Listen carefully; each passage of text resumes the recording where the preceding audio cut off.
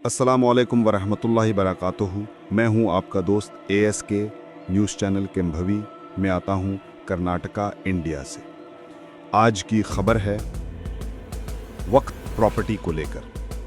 अगर दिल इजाज़त दे तो पूरी खबर सुने।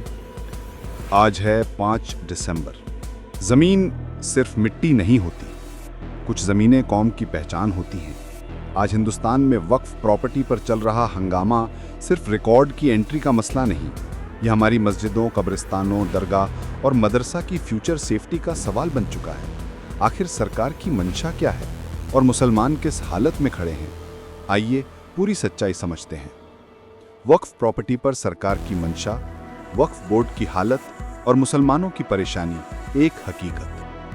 आज हम बात करने जा रहे हैं हिंदुस्तान में वक्फ प्रॉपर्टीज को लेकर चल रही बहस, सरकार की मंशा क्या है, वक्फ बोर्ड की मौजूदा हालत क्या है और क्या मुसलमान वाकई परेशान भी हैं या कहीं ना कहीं मुसलमानों की अपनी काहली भी जिम्मेदार है।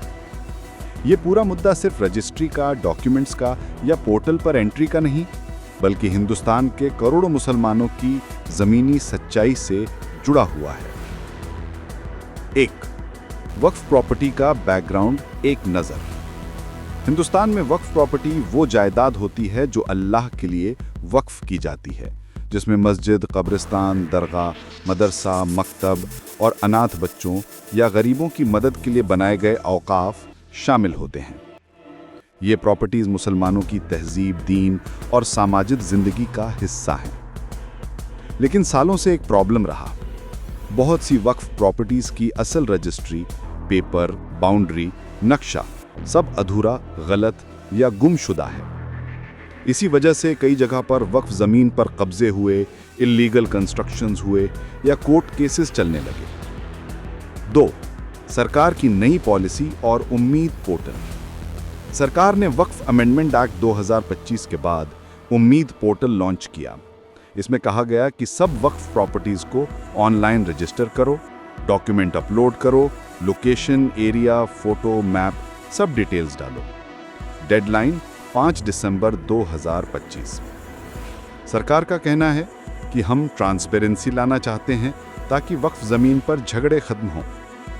लेकिन मुस्लिम ऑर्गेनाइजेशंस का कहना है डेडलाइन जल्दी दी गई, पोर्टल ग्लिच कर रहा है और ग्राउंड रियलिटी में वक्फ डॉक्यूमेंट्स ही अवेलेबल नहीं है।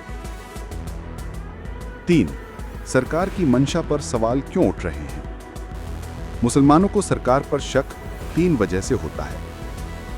पहली वजह, वक्फ लॉ में कई प्रोविजंस बदले गए। बदलाव इतने गहरे हैं कि लोग कह रहे हैं ये वक्फ को कमजोर करने की कोशिश है, या गवर्नमेंट वक्फ की ओनरशिप वेरीफाई करके कुछ प्रॉपर्टीज को नॉन वक्फ डिक्लेयर करेगी। दूसरी वजह, पॉलिटिकल एटमॉस्फेयर। आखिरी कुछ सालों में मुसलमान अक्सर डिफेंसिव पोजीशन में रहे हैं, चाहे वो NRC हो, CAA हो, ट्रिपल तलाक हो या ज्ञानवापी मथुरा जैसे केसेस हों। इस माहौल में वक्फ लॉ का बदला जाना उनके डर को बढ़ा देता है। तीसरी वजह, डेडलाइन का प्रेशर। लाखों प्रॉपर्टीज की एंट्री करना सिर्फ 2-3 महीने में बहुत मुश्किल था, इसलिए मुसलमानों का शक अपनी जगह है। 4, क्या मुसलमान परेशान हैं?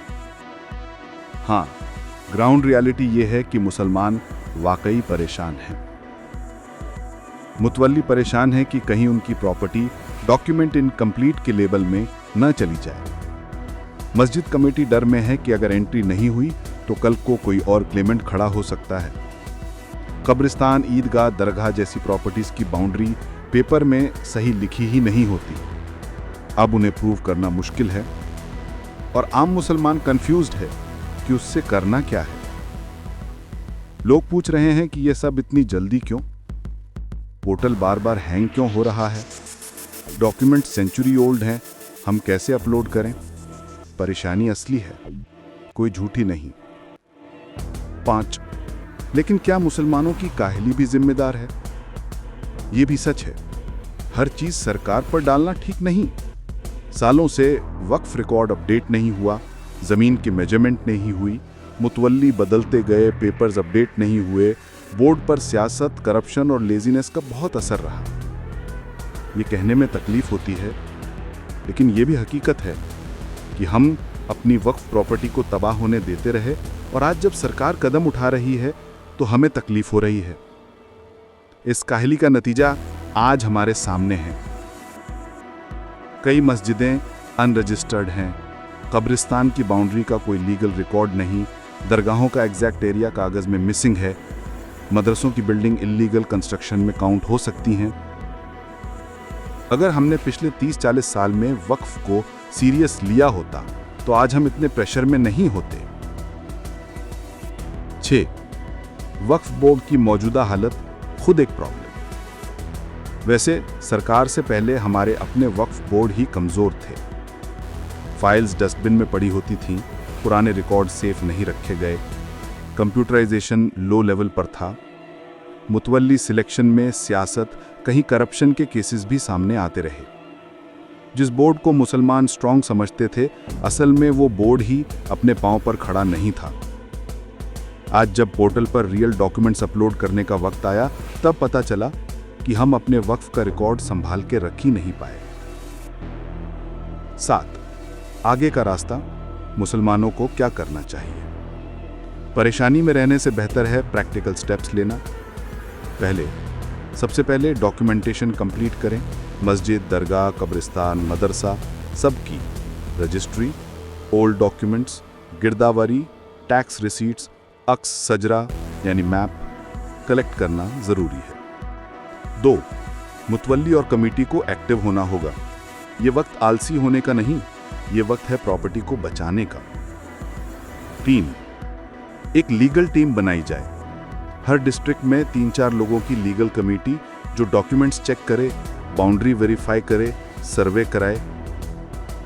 4. बोर्ड को मॉडर्नाइज करना होगा। Digital record, trained staff, accountability, तभी वक्फ फ्यूचर में सेफ रहेगा। 5. सरकार से डायलॉग भी जरूरी है। टकरार से ज्यादा फायदा बातचीत से होगा। डेडलाइन बढ़ाने की डिमांड लॉजिकल भी है और लेजिटिमेट भी। 8. कंक्लूजन क्या है? सच यह है कि सरकार की पॉलिसी पर सवाल उठना नेचुरल है। मुसलमानों में डर भी है, वक्फ बोर्ड की हालत भी कमज़ोर है और मुसलमानों की काहली भी हमारे नुकसान का एक बड़ा सबब बनी है। आज जो क्राइसिस दिख रहा है वो एक दिन में पैदा नहीं हुआ, वो 70 साल से बिल्ड होता आ रहा था। अगर मुसलमान अब भी सीरियस नहीं हुए तो कल और भी मुश्किलें सामने आ सकती हैं। मगर अगर मुसलमान यूनिटी, ऑर्गेनाइजेशन, डॉक्यूमेंटेशन और लीगल अवेयरनेस से काम लेते हैं तो वक्फ प्रॉपर्टी ना सिर्फ सेफ रहेगी बल्कि नेक्स्ट जनरेशन के लिए एक बहुत बड़ा एसेट बन सकती है। आखिर में बात सिर्फ एक चीज पर आकर रुक जाती है, या तो हम अपनी वक्फ प्रॉपर्टी की हिफाजत अभी कर लेंगे या फिर हमारी आने वाली नस्ल हमें कभी माफ नहीं करेगी।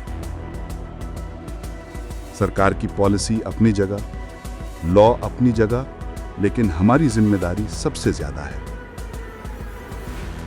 आज जरूरत है यूनिटी की, लीगल तैयारी की और टाइम पर स्टेप लेने की।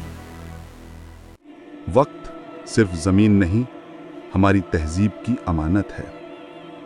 इस अमानत को बचाना होगा मिलकर, समझकर और तैयारी के साथ। जय हिंद, जय कर्नाटका, जय भारत।